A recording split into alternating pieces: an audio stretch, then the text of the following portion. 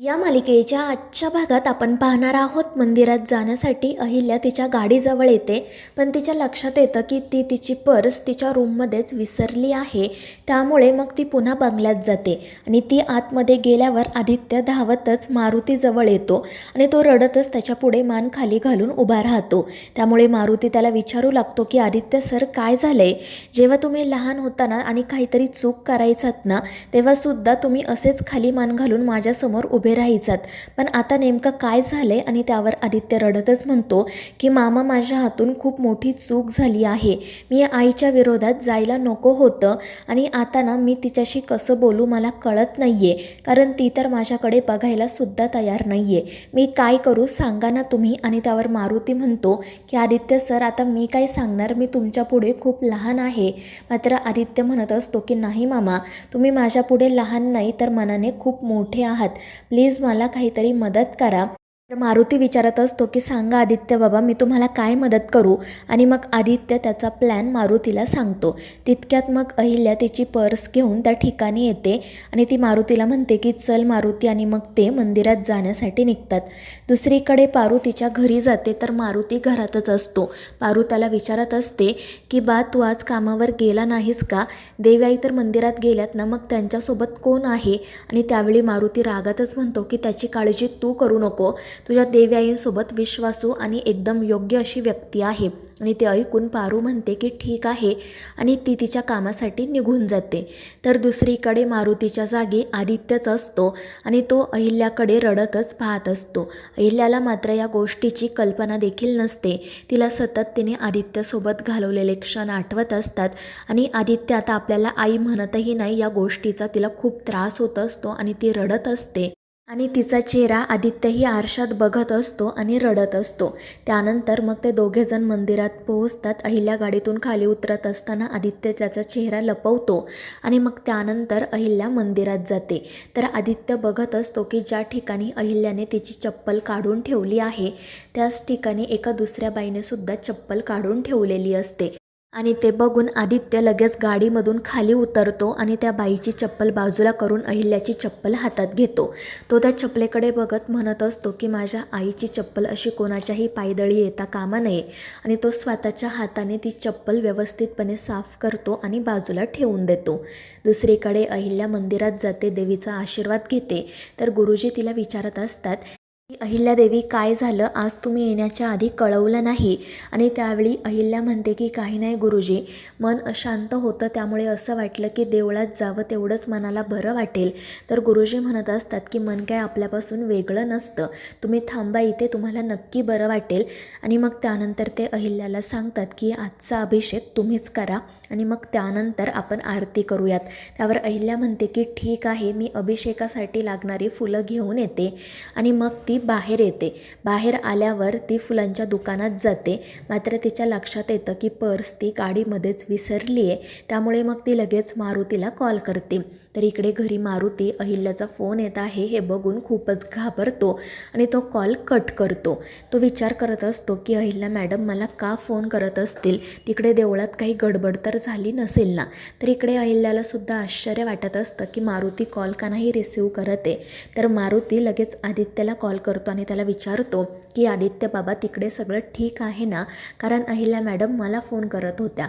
तर आदित्य म्हणत असतो की हो मामा, इकडे तर सगळं ठीक आहे, तुम्ही प्लीज आईला फोन करून विचारा की नक्की काय झालंय ते.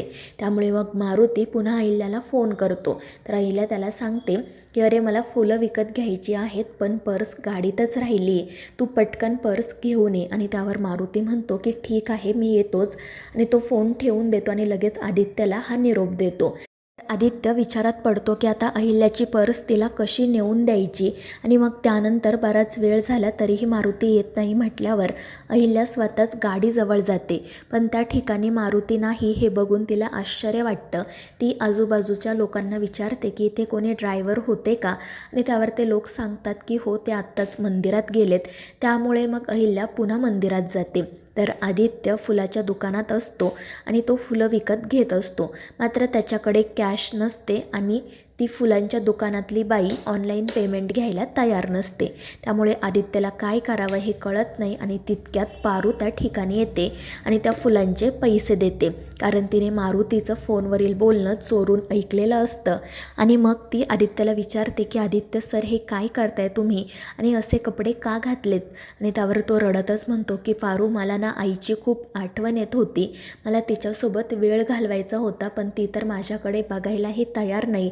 म्हणून मग मी असा इथे आलो आहे. तिला माहितीही नाही आहे की मी तिच्यासोबत आहे. तिला असं वाटते की मारुती मामाच आहेत. आणि ते ऐकून पारूला तर काय बोलावं ते सुचत नाही. तर आदित्य तिला म्हणत असतो की पारू तू पटकन जाऊन ही फुलं आईला दे. आणि त्यावर पारू हो म्हणते आणि फुलांची परडी घेऊन देवळात जाते. पारूला बघून अहिल्याला आश्चर्य वाटतं. ती विचारते की तुला कसं कळलं मला फुलं हवी आहेत ते. आणि त्यावर पारू सांगते की मला बाहेर भेटला होता त्यानेच सांगितलं. आणि त्यावर अहिल्या म्हणते की ठीक आहे चल जाऊन आता आपण पूजा करूयात. त्यावर पारू म्हणते की देवी आई मी सुद्धा. आणि त्यावर अहिल्या हसून म्हणते की हो पारू देवासमोर सगळे समान असतात. आणि मग त्या दोघीजणी मंदिरात जातात. त्यानंतर अभिषेक होतो आणि आरती होते. आरती सुरू असताना अहिल्याचे डोळे बंद असतात आणि तीच संधी साधून आदित्य तिच्या समोर येतो. तो देवीचा आशीर्वाद घेतो आणि त्यानंतर रडतच अहिल्यासमोर हात जोडतो आणि मनोमन तिची माफी मागतो. तर हे सगळं बघून पारूला सुद्धा वाईट वाटत असते. त्यानंतर अहिल्या प्रदक्षिणा घालायला जाते. मात्र अचानक तिला चक्कर येते आणि ती खाली पडून खांबावर तिचं डोकं आपटणार इतक्यात आदित्य तिला सावरतो आणि मोठ्याने आई अशी हाक मारतो. त्यामुळे अहिल्याच्या लक्षात येतं की आपल्यासोबत इतक्या वेळ मारुती नाही तर आदित्य आहे. आणि त्यामुळे ती खूप चिडते. ती रागातच पारूला म्हणते की पारू माणूस एक चूक लपवण्यासाठी दुसरी चूक करतो आणि या चुका वाढतच जातात. मी आता अजिबात सहन करणार नाही असं वागणं. आणि ते ऐकून आदित्य तिला समजवण्याचा प्रयत्न करतो.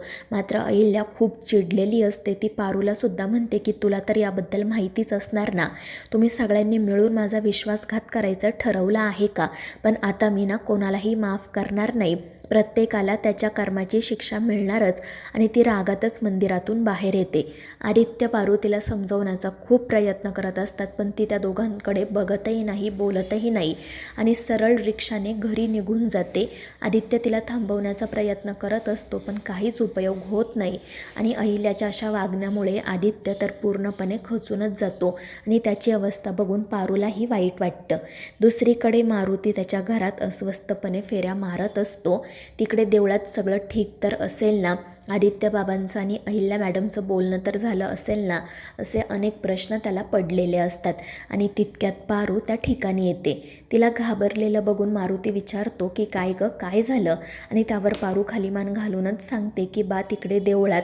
आणि त्यावरूनच मारुतीच्या लक्षात येतं की ही सुद्धा देवळात गेली होती. त्यामुळे तो पारूवर खूप चिडतो.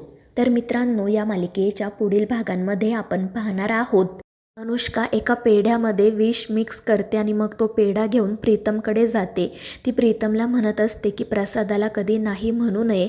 हे बघ तुझ्याच वाट्याचा पेढा राहिला आहे. आणि ती तो पेढा प्रीतमला देते.